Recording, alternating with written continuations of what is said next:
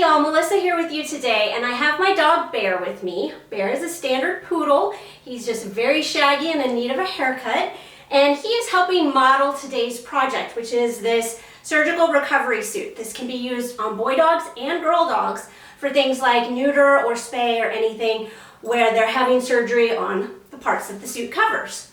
I'm going to show you how to make this, and I volunteer with a dog rescue. So there's going to be free and paid options to get this pattern, and if you choose to pay for it, all the proceeds from this particular pattern get donated back to Doodle Dandy Rescue, which is the dog rescue I volunteer with. All right, let's talk supplies. I've got my bodysuit here, one piece cut on the fold, and I've got the zipper guard piece, I've got my 2 armbands, I've got my neckband, I've got the zipper, and this does need to be a separating zipper, and then I have 2 pieces of Velcro. And then not pictured here, but you're going to need to cut it out, is the binding that will go around the leg holes. And that is, the measurement is on the pattern, so you need to cut that out. And that is actually the first step that we are going to do here too. So you need to sew the binding all the way around all of these curves. Now I'm going to do this on my cover stitch machine, and you can check out this video here to see how I do that. But I'm also going to assume that most people don't have a cover stitch machine. So I've cut out a little curved sample here and some binding with fabric that I'm going to show you how I stitch on here. I'm going to start with right sides together. We're going to pin the binding all along the raw edge, lining up the raw edges. Going to stitch with a stretch stitch all along that rounded edge.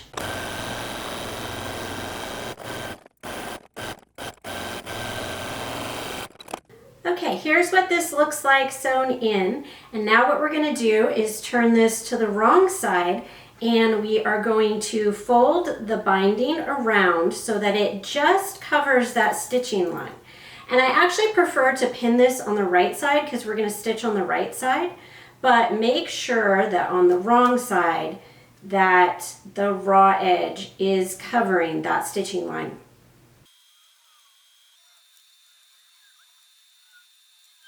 Stitching on the right side, I'm going to set my zigzag stitch. I'm going to keep this seam in the middle of my presser fit, and I want one end of the stitch to land on this side and one end on this side. So it'll go right over that seam there, and that'll tack everything in place and help reinforce these rounded edges.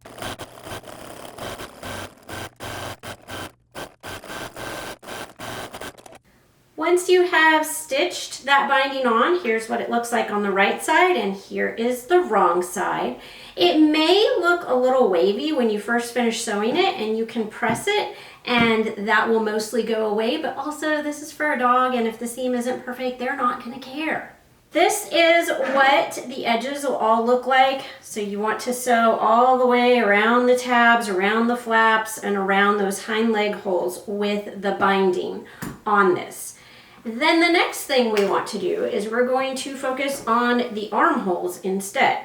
So these are the front leg holes, which I am calling the armholes here. And so I'm going to take one of the arm band pieces, and I am going to fold this in half. We're going to match the wrong sides together. And then what we want to do is we're going to stitch this around the armhole. So I'm only going to place 3 pins because I will be stretching this in between. So I've got one like at the center and one on each end where the shoulder seam will go. So let's stitch that in place.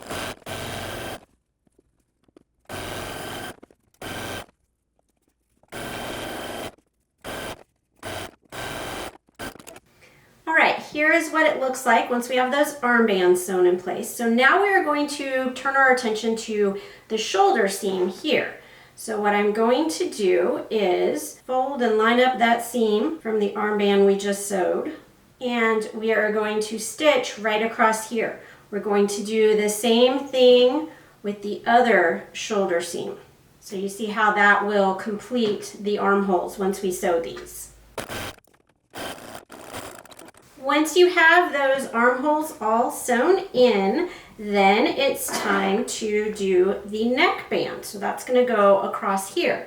And we're going to sew it in the same way we sewed in the armbands, where we're going to match the center and fold the whole thing wrong sides together, and then stretch it between the center and the edges.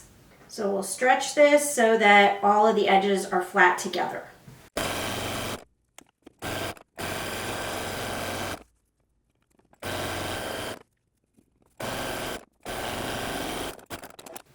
All right, here is the neckband stitched in, and that edge is finished. Now we're going to work with this edge here to put the zipper on, and we're also going to be using the zipper guard here.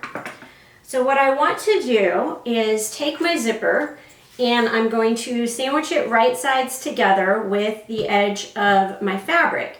Then I want to put the zipper guard on top of it. So what I'm going to be doing is stitching down the zipper guard all down this edge, and I need to switch to a zipper foot on my machine in order to sew that.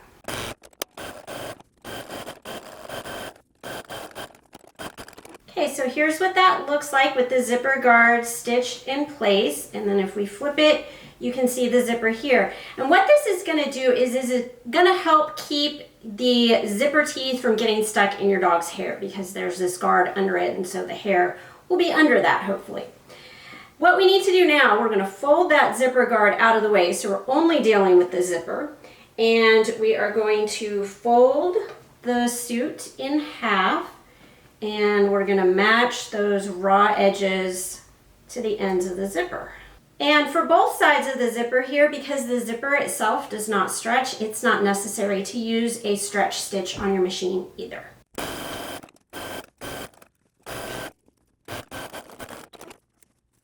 Okay, here is what this looks like once I finish sewing the zipper. I'm going to turn the whole thing right side out. And you can see that now I'm able to unzip it, separate the zipper at the bottom. And then these flaps are going to go under and around the hind legs, and they Velcro in place here. So the last thing we need to do is we need to sew the Velcro on these. So we're going to put the hook edges here and the loop edges here and stitch those in place. So I've got it all unzipped, and here are the armholes. So we're going to have him put his front paws through those holes.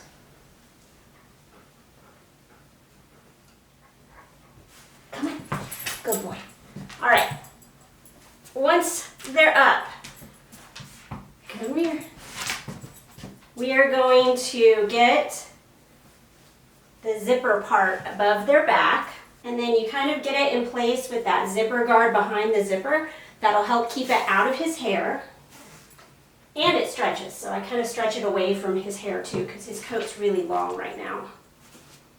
So we get that all zipped up. Then you pull these flaps up between the legs and Velcro them to the little flaps on top.